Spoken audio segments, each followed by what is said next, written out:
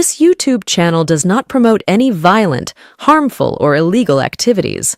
All content provided by this channel is meant for an educational purpose only.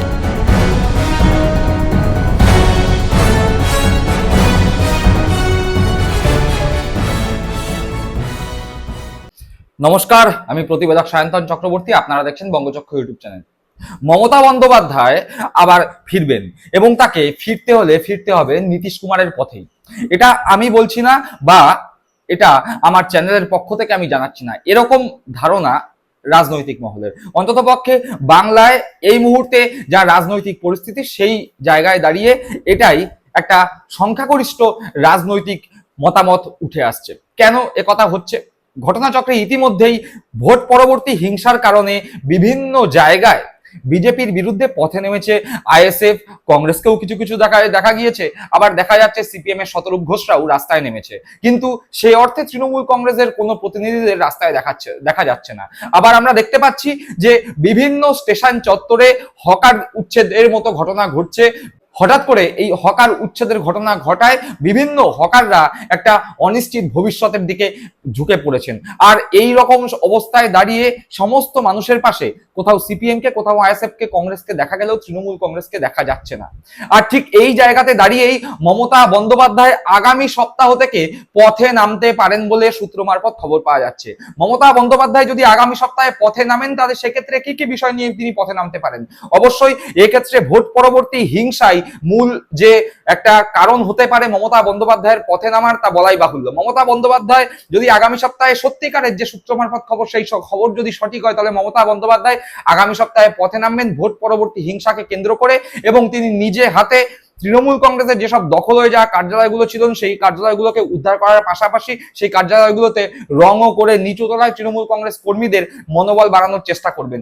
একই সাথে বিভিন্ন দফায় দফায় তিনি আলোচনা করেছেন দলের যারা জনপ্রতিনিধি আছেন তাদের সঙ্গে, যারা পরাজিত হয়েছেন সে সমস্ত ক্যান্ডিডেটদের সঙ্গে, আইপিসিদের সঙ্গে আলোচনা করেছেন পঞ্চায়েত স্তরের মেম্বারদের সঙ্গে আলোচনা, এবং নির্দেশ একটাই, যেখানে যেখানে দলীয় কর্মী থেকে সাধারণ মানুষরা অত্যাচারিত হচ্ছে তাদের পাশে গিয়ে দাঁড়াতে হবে। আর ইতিমধ্যেই আমরা দেখতে পেয়েছি যে ভোট পরবর্তী হিংসার কারণে তৃণমূল কংগ্রেস একটা বিশেষ প্রতিনিধি দল বিভিন্ন জায়গায় পাঠাচ্ছে। সেই প্রতিনিধি দলের মধ্যে সাংসদরা যেমন রয়েছে বিধায়করা, রয়েছে রাজ্যসভার সাংসদরা।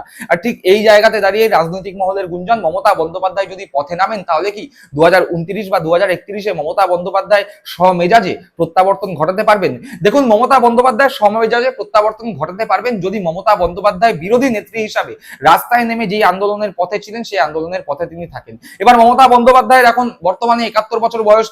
আগামী বিধানসভা ভোট পশ্চিমবঙ্গে অনুষ্ঠিত হবে 2031 সালে। স্বাভাবিকভাবেই তখন মমতা বন্দ্যোপাধ্যায়ের বয়স হয়ে যাবে 76 বছর। এখন 76 বছর একটা যথেষ্ট ভারী বয়স, এবং সেই বয়সে দাঁড়িয়ে মমতা বন্দ্যোপাধ্যায় কতটা কর্মক্ষম অবস্থায় থাকবে, সেটা কিন্তু একটা যথেষ্ট গুরুত্বপূর্ণ প্রশ্ন। আর ঠিক সেই জায়গাতে দাঁড়িয়ে মমতা বন্দ্যোপাধ্যায় যখন বলছেন পথে নামবেন, ঠিক কতটা তিনি পথে থাকতে পারবেন, তার শরীর কতটা পারমিট করবে, ঠিক কিরকম বাধার তিনি সম্মুখীন হবেন, সেই সমস্ত বিষয় কিন্তু এখন মমতা বন্দ্যোপাধ্যায়ের পথে নামাকে কেন্দ্র করে উত্থাপিত হতে শুরু করেছে। আর এরকম জায়গায় দাঁড়িয়ে মমতা বন্দ্যোপাধ্যায় যদি পথে নামেন, সেক্ষেত্রে এইবারই প্রথম এমন ভাবে পথে নামবেন যেখানে তিনি কোনো ধরনের কোনো জনপ্রতিনিধি নন, তিনি সাংসদও নন, তিনি বিধায়কও নন, মন্ত্রী তো ছেড়েই দিন। অর্থাৎ মমতা বন্দ্যোপাধ্যায় পথে নামলে শুধুমাত্র তৃণমূল কংগ্রেস নেত্রী, একজন বিরোধী নেত্রী হিসেবে পথে নামবেন। প্রাক্তন মুখ্যমন্ত্রী, প্রাক্তন সাংসদ, প্রাক্তন বিধায়ক, প্রাক্তন রেলমন্ত্রী, সমস্ত প্রাক্তন তকমা গায়ে নিয়ে তিনি পথে নামবেন। আর এই জায়গাতে দাঁড়িয়ে তৃণমূল কংগ্রেসে মমতা বন্দ্যোপাধ্যায়ের বাড়িতে যে বৈঠক হয়েছে, সেই বৈঠকে একাধিক নেতৃত্বরা গিয়েছিলেন, এবং সেই নেতৃত্বদের সঙ্গে কথা বলার মাধ্যমে মমতা বন্দ্যোপাধ্যায় যে সিদ্ধান্ত নিয়েছেন যে নিজে হাতে পার্টি অফিসগুলোকে উদ্ধার করার পাশাপাশি তিনি সেই পার্টি অফিসগুলোতে রং করে তৃণমূল কংগ্রেসের নিচুতলার কর্মীদের মনোবল ফেরাবেন, এবং সেটা করতে নামলে মমতা বন্দ্যোপাধ্যায় বিভিন্ন রকম সমস্যার সম্মুখীন হতে পারেন। যেমন মমতা বন্দ্যোপাধ্যায়কে ঘিরে ধরে বিজেপির যে সমস্ত কর্মীরা রয়েছে এই মুহূর্তে, তারা মমতা বন্দ্যোপাধ্যায়কে ঘিরে ধরে চোর চোর স্লোগান দিতে পারে। মমতা বন্দ্যোপাধ্যায়ের উদ্দেশ্যে কটূক্তি আসতে পারে পুলিশি বাধা এবং সরকারি তরফ থেকে বাধা। তো এখন দেখার মমতা বন্দ্যোপাধ্যায় বাধা অতিক্রম করে নিজে যে কর্মসূচি নেবেন, সেই কর্মসূচি তিনি করতে পারেন কিনা। যাই হোক, একথা তো গেল যে মমতা বন্দ্যোপাধ্যায় কর্মসূচি নিলে কিভাবে হবে সেই কর্মসূচি বাস্তবের মাটিতে রূপ পাবে, আদৌ পাবে কিনা সেই নিয়ে যে চিন্তা ভাবনা এই মুহূর্তে রয়েছে সেইটা। কিন্তু যেটা বললাম যে মমতা বন্দ্যোপাধ্যায় যদি পথে নামেন সেক্ষেত্রে মূল সমস্যা যেটা হবে, মমতা বন্দ্যোপাধ্যায় এই মুহূর্তে কোনো জনপ্রতিনিধি নয়, কিন্তু মমতা বন্দ্যোপাধ্যায়ের কাছে জনপ্রতিনিধি হওয়ার সুযোগ আছে। কি সুযোগ? আমরা এর আগে একটা পর্বে বলেছিলাম যে বসিরহাট লোকসভা কেন্দ্র উপনির্বাচন হবে, সেখানে বসিরহাট লোকসভা কেন্দ্রে অন্ততপক্ষে এই 2026 বিধানসভা ভোটের নির্বাচনেও বসিরহাট লোকসভা কেন্দ্র থেকে তৃণমূল কংগ্রেস যথেষ্ট ভালো জায়গায় রয়েছে এবং সেখানে তৃণমূল কংগ্রেস ভালোভাবে জেতার মতো জায়গায় রয়েছে। মমতা বন্দ্যোপাধ্যায় কি সেই বসিরহাট লোকসভা কেন্দ্রে উপনির্বাচনে তৃণমূল কংগ্রেসের প্রার্থী হিসেবে প্রতিদ্বন্দ্বিতা করে সাংসদ হবেন? যদিও এরকম কোনো সম্ভাবনার কথা এখনো পর্যন্ত শোনা যাচ্ছে না। আর পাশাপাশি তৃণমূল কংগ্রেসের রাজ্যসভার সাংসদ যারা আছেন সেই তালিকা আপনারা ইতিমধ্যেই জানেন। রাজ্যসভার সাংসদ হিসেবে তৃণমূল কংগ্রেসের দলনেতা ডেরেক ওব্রায়েন আছেন সাগরিকা ঘোষ, আছেন নাদিমুল হক, আছেন দোলা সেন, প্রকাশ চিক বড়াইক অর্থাৎ বুলুচিক বড়াইক, মমতা বালা ঠাকুর, সামিরুল ইসলাম, সুখেন্দু শেখর রায়, সুস্মিতা দেব, বাবুল সুপ্রিয়, কোয়েল মল্লিক, রাজীব কুমার, মেনকা গুরুস্বামী। অর্থাৎ তৃণমূল কংগ্রেসের 13 জন রাজ্যসভার সাংসদ এই মুহূর্তে রয়েছেন। মমতা বন্দ্যোপাধ্যায়ের কাছে কিন্তু একটা ভালো সুযোগ রয়েছে যে এই 13 জনের মধ্যে কোনো একজনকে রিজাইন করিয়ে এই রাজ্যসভায় সাংসদ হওয়ার। তাহলে অন্তত পক্ষে মমতা বন্দ্যোপাধ্যায় একজন জনপ্রতিনিধি হিসাবে নিজে বিভিন্ন জায়গায় যখন তৃণমূল কংগ্রেসের হয়ে বিভিন্ন কর্মসূচি করতে যাবেন তখন জনপ্রতিনিধি হিসাবে কিন্তু তিনি একটা এক্সট্রা সুবিধা পেতেও পারবেন এবং দিল্লির বুকে নিজের গুরুত্ব কিন্তু বেশ কিছুটা হলেও তিনি বাড়াতে পারবেন। দিল্লির বুকে রাজনীতিতে তিনি সরাসরি অংশগ্রহণ করতে পারবেন। সংসদীয় রাজনীতিতে তার যে দীর্ঘদিনের অভিজ্ঞতা সেই অভিজ্ঞতা তিনি রাজ্যসভায় যদি সাংসদ হন সেক্ষেত্রেও তিনি কাজে লাগাতে পারবেন। কেন বলছি যে লোকসভা ভোটে মমতা বন্দ্যোপাধ্যায় দাঁড়ানোর কোনো রকম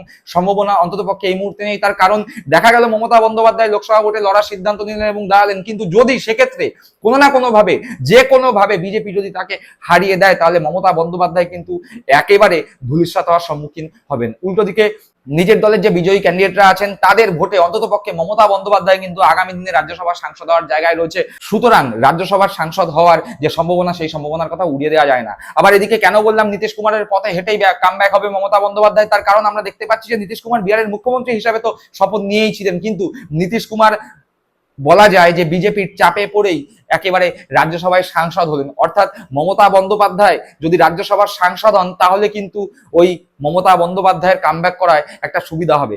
যদিও নীতিশ কুমার এবং বিজেপির জোট রয়েছে তাই সরাসরি নীতিশ কুমারের রাস্তায় হাঁটা নয়, বরং নীতিশ কুমার যেভাবে বিজেপির চাপ প্রশমিত করার জন্য রাজ্যসভার সাংসদ হয়ে মুখ্যমন্ত্রীর জায়গাটা ছেড়ে দিয়েছেন সেভাবেই মমতা বন্দ্যোপাধ্যায়কে আগামী দিনে যদি রাজ্যসভায় যেতে দেখি তাহলে অবাক হওয়ার কোনো জায়গা থাকবে না। সুতরাং মমতা বন্দ্যোপাধ্যায়কে এই মুহূর্তে রাস্তায় দাঁড়িয়ে আন্দোলন করতে গেলে অন্তত পক্ষে নামের পাশে একটা জনপ্রতিনিধি ট্যাগ অবশ্যই প্রয়োজন এবং সেই ট্যাগ নেয়ার জন্য মমতা বন্দ্যোপাধ্যায় আগামী দিনে যদি রাজ্যসভার সাংসদ হন সেক্ষেত্রে রাজনৈতিক মহল খুব একটা অবাক হবে না, এরকমই একটা মতামত উঠে আসছে রাজনৈতিক মহলের মধ্যে থেকে। দর্শক বন্ধুরা, আপনারা কি মনে করছেন এই বিষয়ে? অবশ্যই আপনাদের মূল্যবান মতামত কমেন্ট বক্সে কমেন্ট করে জানাবেন। সকলে ভালো থাকবেন, সুস্থ থাকবেন। জয় হিন্দ, বন্দে মাতরম।